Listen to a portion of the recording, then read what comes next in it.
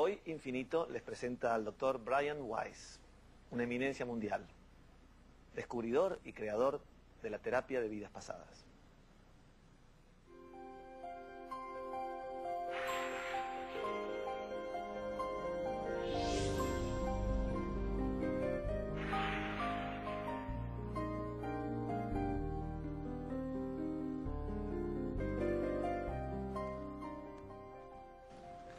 Well, Dr. Weiss, Brian, may I call you Brian? Yes, it's better, Brian. It's better for me, so I will call you Brian.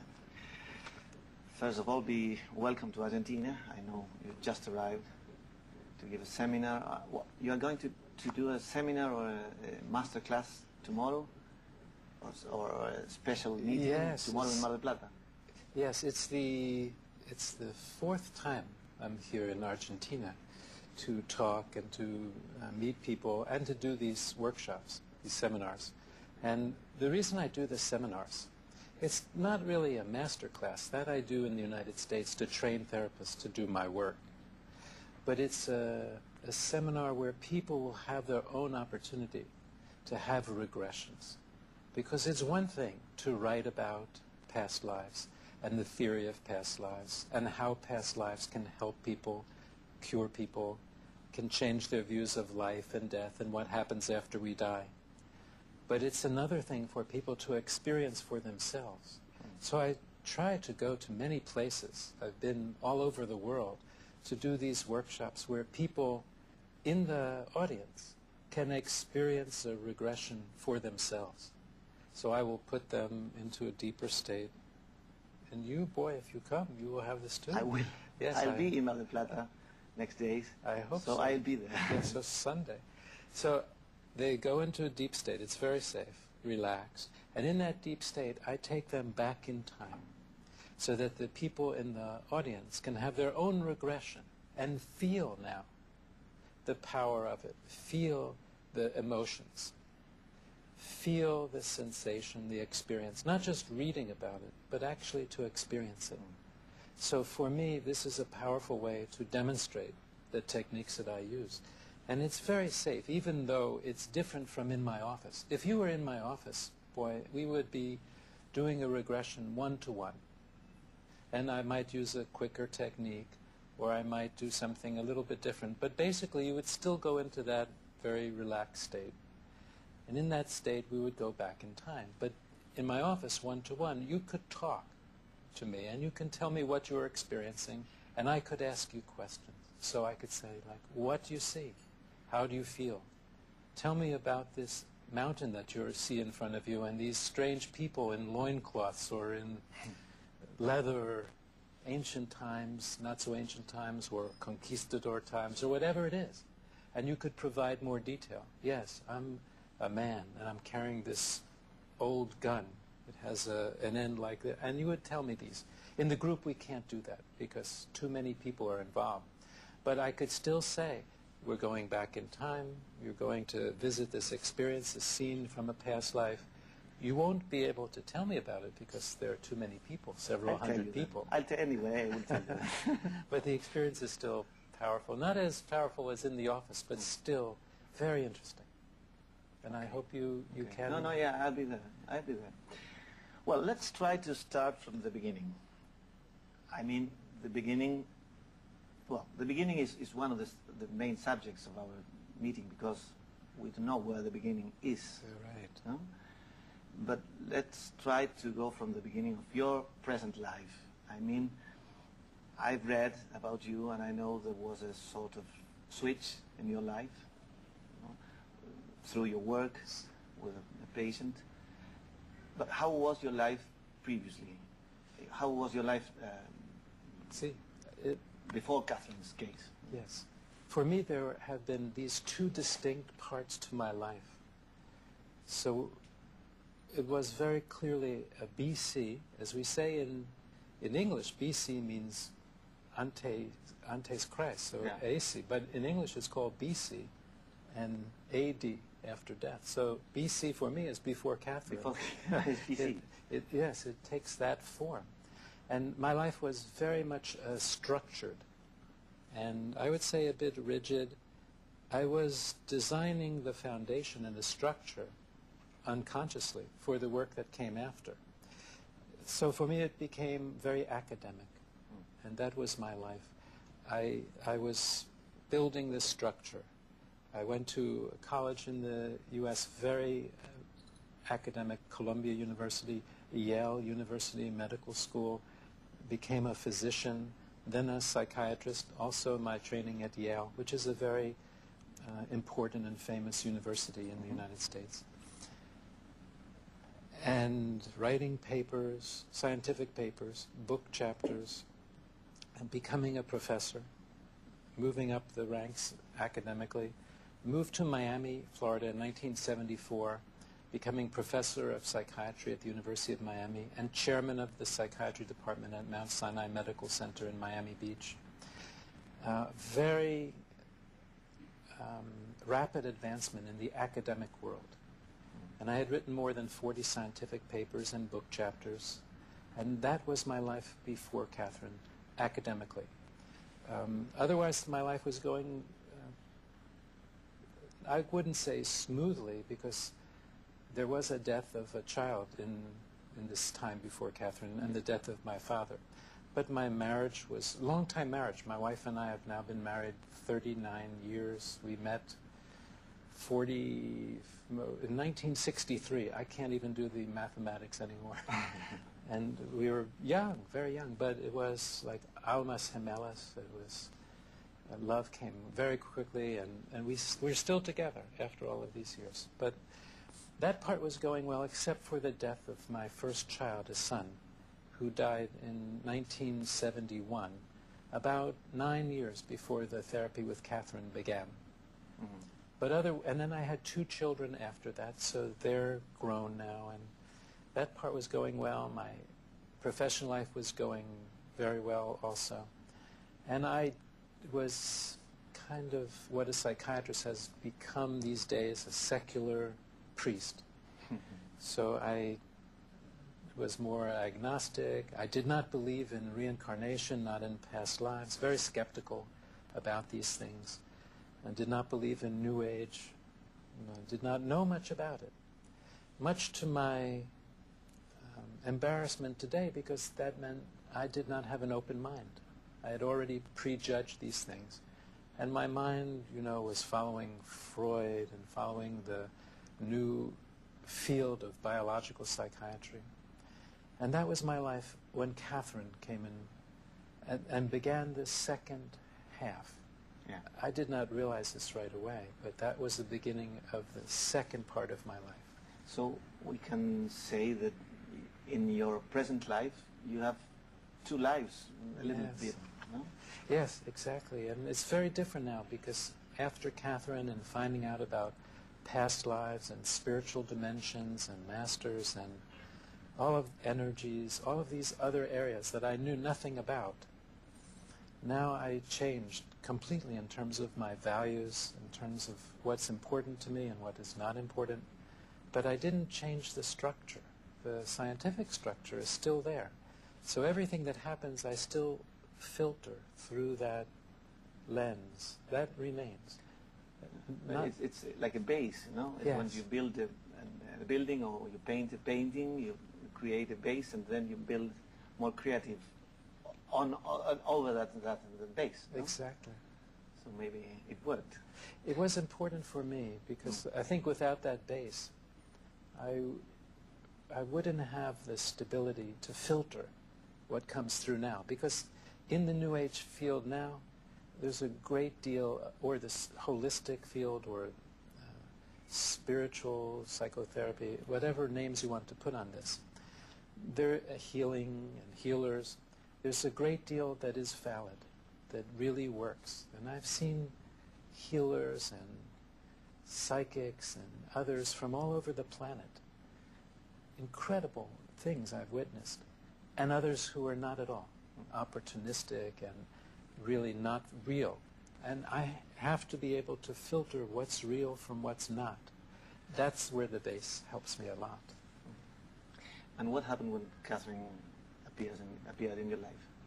Well, when she appeared in my life, at first nothing happened. because for 1.5 years we did traditional therapy. She wouldn't take any medicine because she had a lifelong fear of gagging or choking. And so she couldn't take medicine because she had difficulty swallowing. She couldn't swallow pills? No. And she had lots of symptoms: anxieties, phobias, depression, insomnia, panic. And so for 1 year, more than 1 year, I treated her with just psychotherapy. I had learned to do this, of course, in my training. We didn't make too much progress, a little bit, but not very much. And so I fell back on a technique that I had learned some years before Catherine, when I was an intern. I had learned how to do hypnosis. Hypnosis is putting people into relaxed states so that they can concentrate, their memory is improved, and their body is very relaxed. It's a normal state. We're all hypnotized every day. When you drive your car and your mind wanders and you forget the last few blocks, but you didn't crash, that's hypnosis. When you're watching a movie and you're so absorbed and concentrating in the movie that you don't hear the people eating popcorn around you, that's hypnosis. Reading a good book and you don't hear the traffic, that's hypnosis. When you look into the eyes of the person you love, that's hypnosis. That's hypnosis, oh yes. Okay. A little deeper state. And there are many levels. So I use that with Catherine to put her into a deep state of concentration, because she could not remember much from her childhood. Can we stop for a minute and we go back with this story? Sure. Okay, thank you. Volvemos en un minuto con el Dr. Brian Weiss.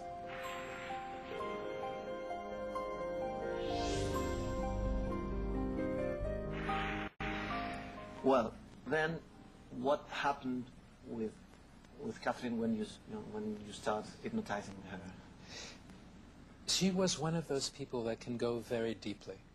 And the first time she went very deeply, she did go back to her childhood and remembered traumas from her childhood, significant traumas. And yet her symptoms persisted. She was remembering with emotion, which we call catharsis. And yet her symptoms were still there. So I thought, we have to go back even farther. Maybe instead of 5 years old, because she was remembering when she was 5, something happened when she was 3. And so the next session I told her, go back to the time when your symptoms first began, thinking that she would go back to a younger age. Yeah. And she went back about 4,000 years, because she took that literally. You opened a new door, a new big door. Yes, for both of us. She did not believe in past lives either. And she was with a different name and a different face, and describing with vivid details and emotions a life where she drowned in a flood or a tidal wave nearly 4,000 years ago.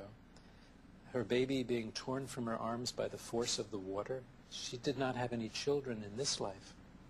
And so this was confusing to me, because the drama, the level of details that she was seeing visually was very strong, not like her daydreams, not like imagination.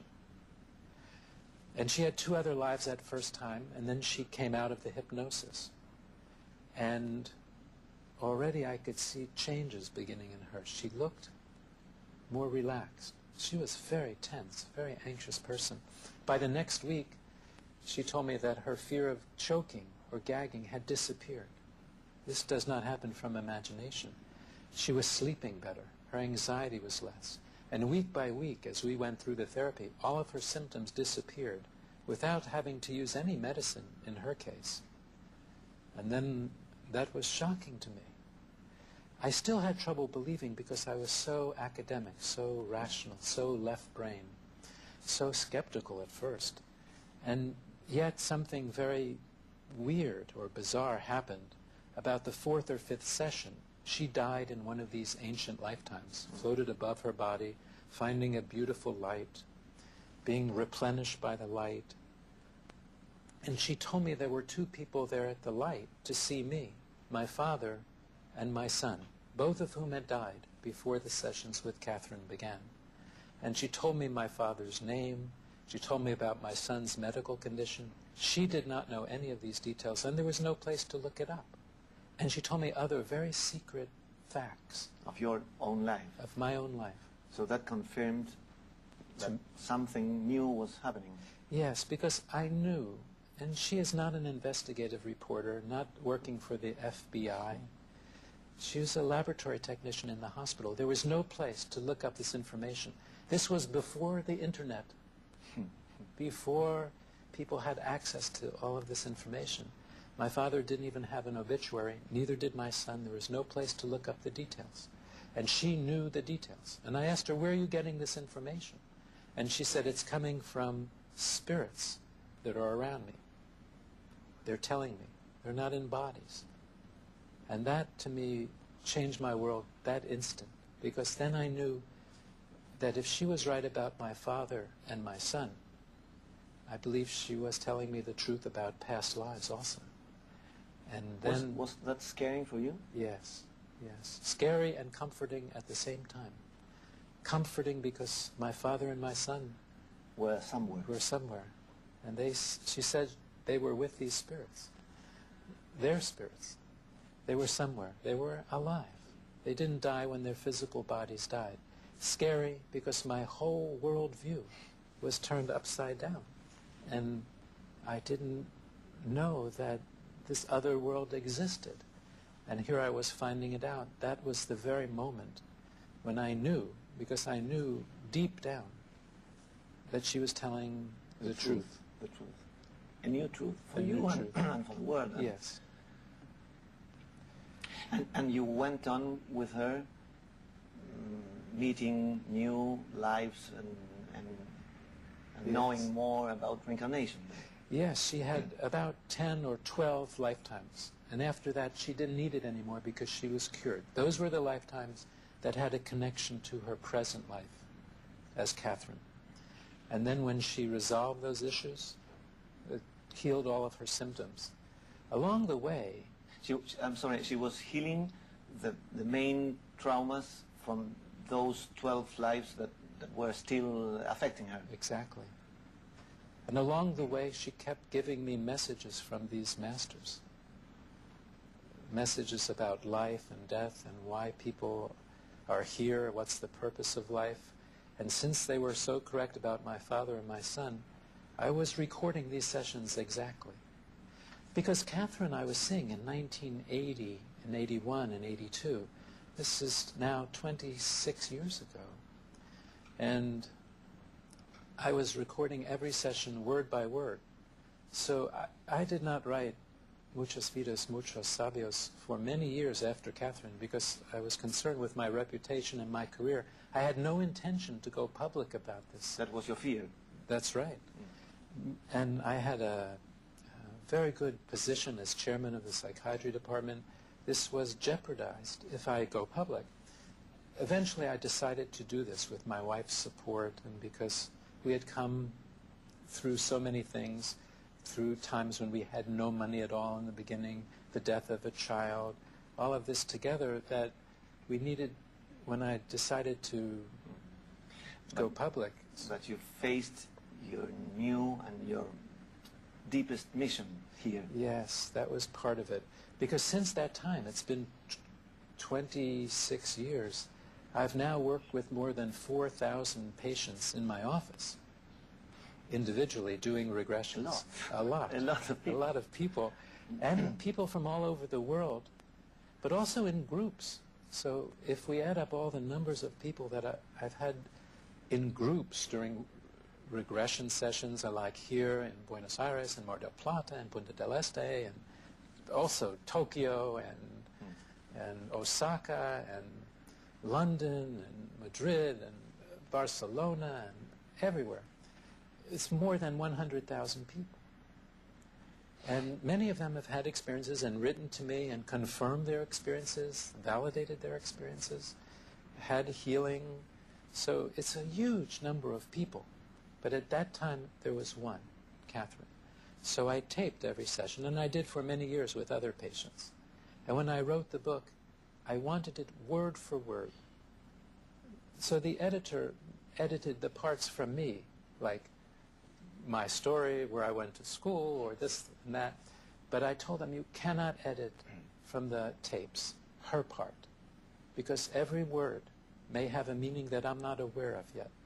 Every paragraph, I don't know. Maybe there's something in it that I don't realize yet. Don't change that. Thank God for that, because I've had so many validations over the years that I didn't know at the time. For example, I was confused with Catherine's first session. How could she die in a flood or tidal wave? She was describing a life in the Near East, which I saw as, wow, this is not an area where they get tidal waves or hurricanes. But she was probably on one of the islands in the Mediterranean, such as Thera. And although the year wasn't exactly correct, when the volcano in Thera, which we now call Santorini, erupted almost 4,000 years ago, it created gigantic tidal waves, 100 feet waves, that went all the way, covered the islands, destroyed the civilization on Thera and other islands, and went all the way to Greece, the Near East, northern Egypt, with tidal waves, tsunami. Yeah. And that's probably what she was describing. So a geologist sent me that years later. And so I'm glad I didn't change things, because so many people have responded to those words. I wanted to keep them pure, exactly what she was saying, word for word. And do we all have several past lives? I think we do now. You know, every question you ask, boy, it has resonances at deeper levels, because I've thought about these questions myself. And I've asked people in the deep states, for example, how do the numbers fit? Like, there are more people than ever before. Where do the souls come from? Because if we're all having past lives, and now the population is larger, how does this fit? That's that scientific, rational part of me, which is always questioning to make sure it's real. And the answer that comes back most often is that this is not the only place where there are souls. Souls exist in many dimensions. And not even planets. You mean other levels, other kinds of other dimensions, not physical places. See, so it may be physical places, but it can be non-physical dimensions too, as modern physics is talking about now. So it may be that a soul is here for the first time, but it's not a new soul being created. It's coming from another place. And so I think most of us have had past lives, but occasionally a new soul comes in. I don't think it would start in Buenos Aires, because it's too complicated. Maybe it starts in a little village learning about agriculture and earth, and what are these strange things called people, and why do they act in this way? So, but you don't get to the Buenos Aires until later. And why does a soul need to reincarnate? I think that this is a large school here, that we have lessons here to learn. On Earth. Earth, exactly. Lessons of compassion, love, charity, hope, nonviolence. All of these lessons, patience. It's a hard school. It's a hard school. This is the hard place. This is the hard school. The other side, what people call heaven, which may have many different dimensions and levels also, that's not so hard. But here, in this school, we have physical bodies. We have pain. And that hurts. That hurts. Grief, loss. People die. We have illnesses. We have diseases.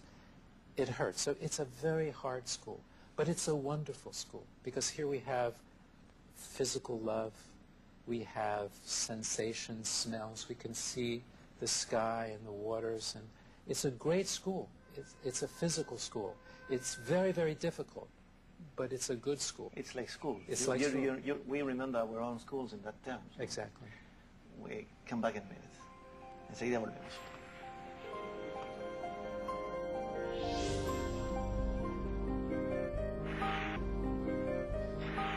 Is the unconsciousness only one for all of our lives? Or is an unconsciousness for each one life we live? I think that when we come into a physical body in this world, we tend to forget our past lives, because we have to see if the lesson is really learned. That is, we forget our past lives. And many cultures have theories for why we forget the past lives. Pressing here, or crossing the river of Lethe, the Greek, because they all knew about past lives. Plato wrote about past lives. Many scholars and scientists and philosophers over the years. So why do we forget? And I think it's to see, did we really learn? For example, are we not violent now? Because we know in our hearts, deep down, that spiritual beings that we are not violent? Or is it because we were violent in the 14th century and we were punished for that? Or we had difficult lifetimes after that? But the real answer is within, looking within. Are we non-violent now? Because it's our nature. So that's why we forget. But now more and more people are remembering their past lives, because the world is in more danger now. We're in danger of man-made problems, global warming and wars and pollution and extinction of species, possibly catastrophic things. So it's very important. Now we're allowed to learn about our past lives, because we have to catch up spiritually with the technological advances. So I think now so many people are remembering their past lives either in hypnosis and regression, sometimes spontaneously, not through hypnosis at all. When you go to a city for the first time and you know your way around, say Prague or Berlin, and where the old church was, but the church has not been there for 200 years, but you remember, why isn't the church here? And you know where the secret room in the church was. These are documented true stories of patients who remembered past lives by déjà vu, or in dreams. In dreams. I was thinking about which are the sources of dreams. Do they come from there sometimes? Sometimes it is a past life. It's not always Freudian. You may have a metaphor, symbol, yes. But sometimes when you dream of yourself in an ancient place, past time, it's not Freudian. It's not a metaphor. Maybe that's actually a past life fragment emerging into the dream. So many times I hear my patients talking about their dreams, and that's where we go in the regression session, because I know that's the door for them. They're already telling me where to go to help them. They are more free. I enjoy dreaming a lot, and maybe I have a sort of surrealistic grammar, no? And because they are more free than life. Yes. You find the connections in dreams are more free. Absolutely. We don't have our usual consciousness guarding the door. So the subconscious, the unconscious is right there. The usual barriers when we're waking are gone. So in dreams we can be more creative and answers can come. That's why dream interpretation is so important. But when we're awake, then our left brains, our logic, is getting in the way. So when we start to have a feeling, an intuition, an insight, we sometimes say, no, this can't be. This can't be. So for example, if you're walking down the street and you start to think of a schoolmate, a classmate that you haven't seen since high school or grammar school, for no reason at all, and you dismiss that. Oh, no, I have to pay attention here because maybe there's a store I want to shop at. And then you turn the corner and there that person is. But your intuition was telling you this person is near.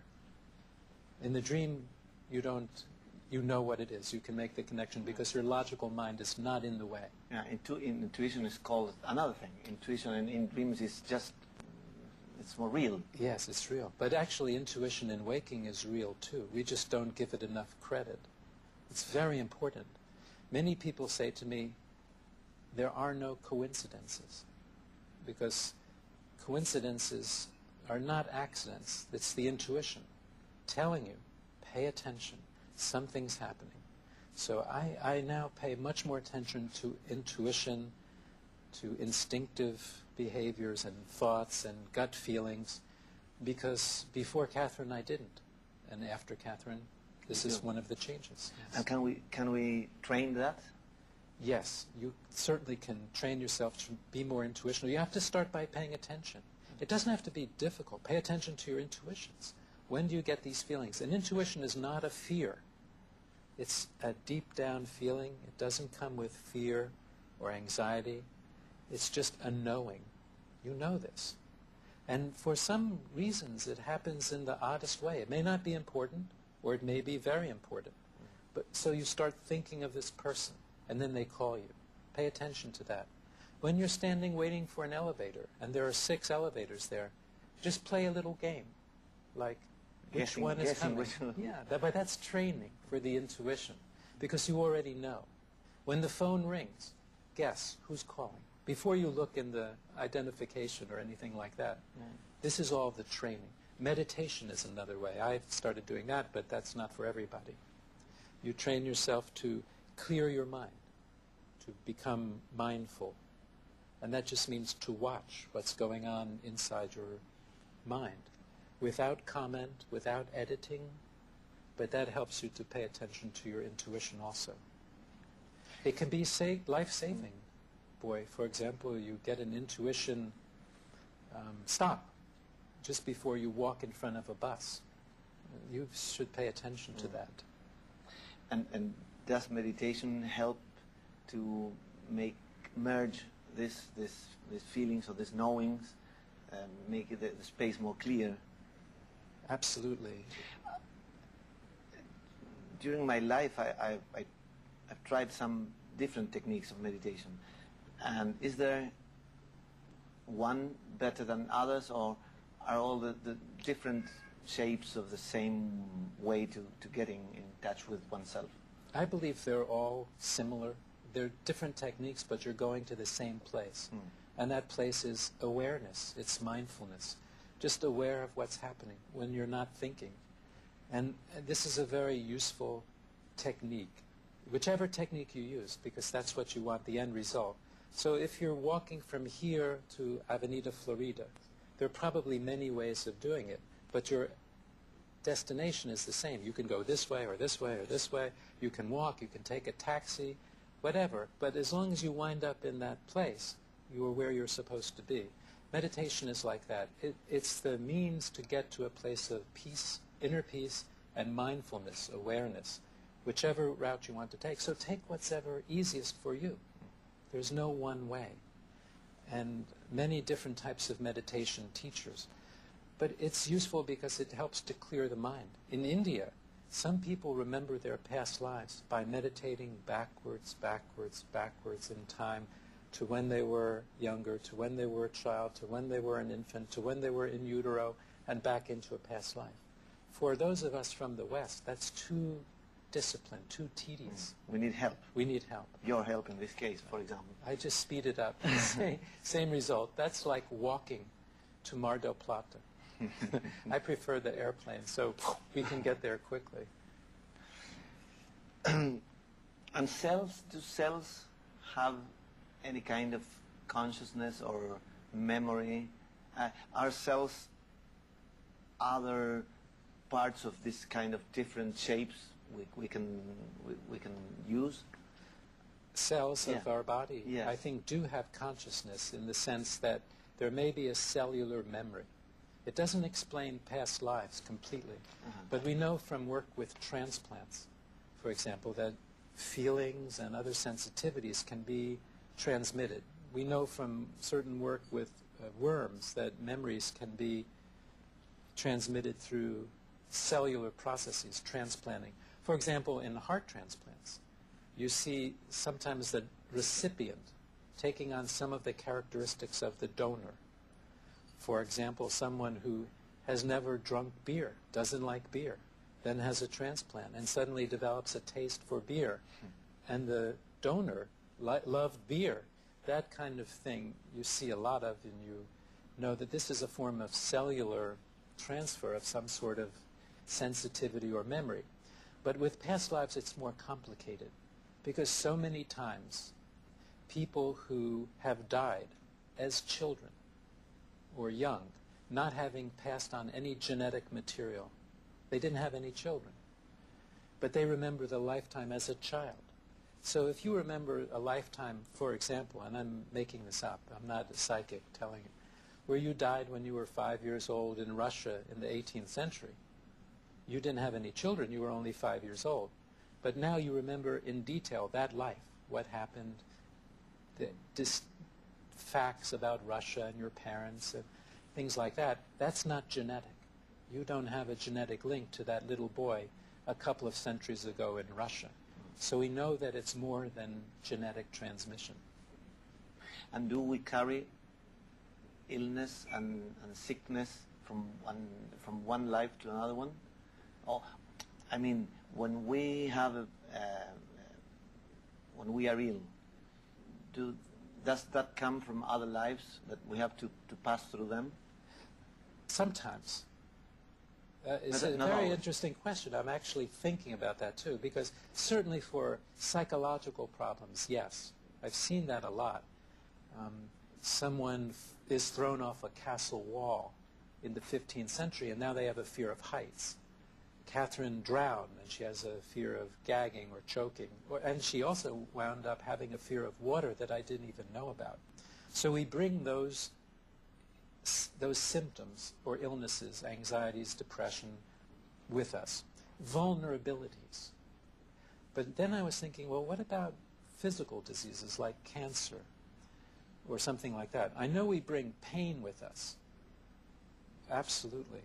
But, for example, I was seeing a radiologist, a doctor in my hospital, who had terrible back pain for years. And he went to orthopedic surgeons and chiropractic physicians and others with no relief. And he had to take medicine because the pain was severe, but he did not like taking the medicine because it made him tired and fuzzy. You know, his mind wasn't sharp.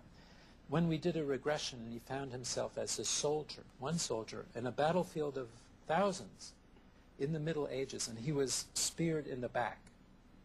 That's how he died in that life. And when he remembered that, his back pain disappeared. It doesn't prove the lifetime, but the pain disappeared. It changed his life completely. So and can we heal illness in that way? Yes, also? absolutely. Concrete illness. Concretely. And then I was thinking about cancers, and that maybe we bring a vulnerability, or substance abuse. You know, did you use alcohol in England in the 14th century to solve your problems and other times, and are you bringing that pattern forward into this life? Yes, people do that too. Not so much the illness as the vulnerability to the illness. And I find, yes, this technique does help a great deal with physical illnesses as well. All kinds. Asthma, and you found that you died in a fire in whenever, and the smoke inhalation, and that's why the breathing problems. Not all cases of asthma, but some. And I remember a patient I had from England whose asthma got much better when we found this cause in a fire several centuries ago in a past life. So I do think physical illnesses are also brought over, or the vulnerability, or the pattern. And through awareness, through understanding, we can solve those problems. We can heal those symptoms. There's also, boy, the understanding about death, that it's not what we think it is, that we're actually immortal because we're souls, spiritual beings. There's a beautiful quote from a Christian mystic whose name is Teilhard de Chardin. In English, it goes like this, because it has a nuance in it. He said, "We are not human beings having a spiritual experience. We are spiritual beings having a human experience." I love that quote. That's great. Because it captures the essence of our existence. We go on in a minute. Thank you, Brian. Good. Ya volvemos con el Dr. Brian Weiss.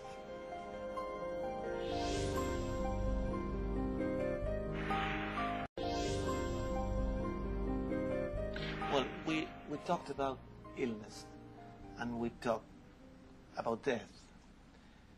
And I think that death is one of the main big fears of our culture, of ourselves. Why are we so scared about death? If there's no necessary of being like that, no? But if there's no need. I'm sorry. There really is no need, but we are scared because it's the unknown. It's been, ever since humans have developed consciousness, the ability to think and self-perception, they've been curious about what happens after we die. This is how religions evolve. This is theories of death and dying. It's the great unknown, because it's very difficult to prove it, very difficult to say it's this or it's not. So I think when I came upon this, not just the concept of reincarnation, the concept is ancient. People have believed in reincarnation for thousands and thousands of years. Most of the world now believes in reincarnation, counting the Eastern religions and the people of the East, India, China, Japan, all these countries. But even in South America, statistics show that about 50% of people in Latin America believe in reincarnation. In the United States, which lags behind, about 30%. And in Europe, sort of in the middle. But most of the world does.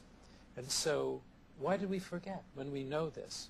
And I think one answer is it's been intellectual. It's been like, oh, you're taught this as a child, but what about the evidence? We're taught so much when we're 2 years old and 3 and 4 and 5. We're taught in our cultures and in our religions, and we just accept that, undigested. And then when we get older, it's become a belief system, but we don't really know. And here, this is why I do the workshops like in Mar del Plata or Buenos Aires, so people can experience for themselves what death is. And maybe we relate death with pain, because we have to leave someone go to other place, and we suffer through illness. Yes. And there's a period in which we feel the pain. Absolutely, we do. This is the hard place, as we talked about. This is the place where we have the pain. I find in doing my research that dead people don't suffer. They're fine on the other side. I'm always getting that information. I'm fine. I love you. Take care of yourself. Don't be sad for me because I'm fine. There's no pain over there. There's awareness. They can contact us if they need to. Here. And where is there? There is not a geographical place. No, yeah, it's I know, just another dimension, a higher vibration. It's the other side, heaven, cielo, different dimensions. So when I talk about that, I talk about a different vibration. One analogy that I use to think of ourselves is complicated, but it's, for me, it helped me understand, is that here we are as people in physical bodies. We have pain, we have physical bodies. But our spirit, where do you go when you die? Well, maybe it's a higher vibration, but we're still us. It's our souls vibrating at a higher level. And maybe it's higher than that, but we don't necessarily lose our consciousness or our nature. So what I thought about was ice cubes. Sounds strange. Ice cubes that from their freezer. Yes. Now we know what ice cubes, if ice cubes could think, they would think, I'm separate, I'm distinct. I have hard edges, right? I'm an ice cube, ice. Very concrete. Yellow, I put in, and I'm concrete, I'm separate from other ice cubes. I am my own boundaries. But if you heat the ice cubes, they become water, and they're connected, all one thing. Forever, spirit and water have been connected. Water is a metaphor for spirit. And what happens if you keep heating the water? It disappears. It becomes steam. It's air. It's invisible. But it's still there. It's vibrating very rapidly now. We know that because we can take steam and condense it. It becomes water again. Put it in the freezer, and it's ice again. It's a new life. A new life. A new life. But it's never lost the nature. I think we are like that. We're like the ice cubes in the physical bodies. When we die, we become the water. Concepts of God and beyond that, the steam, the invisible, the unknown. But then new life, coming back as an ice cube. So it explains how we can change our vibration, change our nature, and yet still be the same. It's incredible. When I was waiting here in front of this window an hour ago, I was looking through this landscape, and I was thinking about how concrete is this world. You can see here ships and trains and cars downstairs. And then there's the water. Yes. And then there's the open sky and that blue sky Yes. and the clouds.